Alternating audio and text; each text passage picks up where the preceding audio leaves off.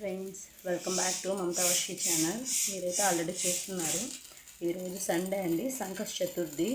So నేను సంకష్ట చతుర్థికి ఈ విధంగా ఇంట్లోనే అభిషేక, అర్చన, పూజ, ప్రసాదం అన్నీ అయితే స్వామివారికి సమర్పించుకుంటానండి.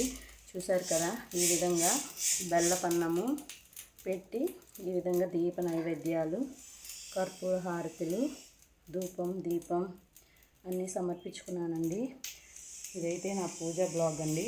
చూసారు కదండి.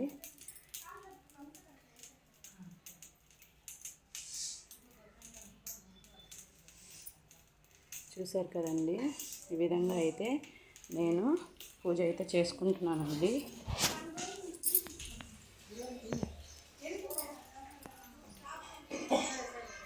చూసారు కదండి, ఈ విధంగా అయితే నేను గడపలక్ష్మికి పసుపు, కుంకుమ, అర్చనలతో దీపం అయితే పెట్టుకుంటున్నాను. చూసారు కదండి. ఇలానే మా తులసి కోట కూడా చూపిస్తాను చూడండి. ఇదైతే మా తులసి కోట అండి. ఈమె మా తులసి అమ్మవారు. డైలీ నేను దీపం అన్నీ సమర్పించుకుంటానండి. వీటిల్లో చూడండి, దీన్ని విష్ణు తులసి అంటారు. చూడండి, వీటి ఆకులు, కాడలు అయితే నల్లగా ఉంటాయి. చూసారు కదా.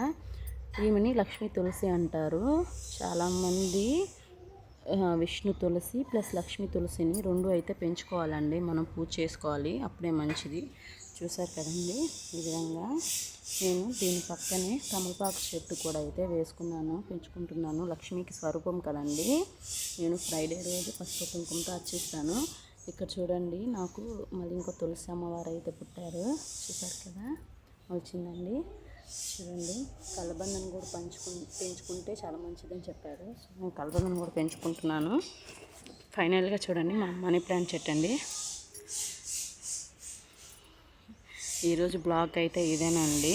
సంకష్ట చతుర్థి సందర్భంగా నా పూజ ఇలా ముగిసింది. Thank you for watching.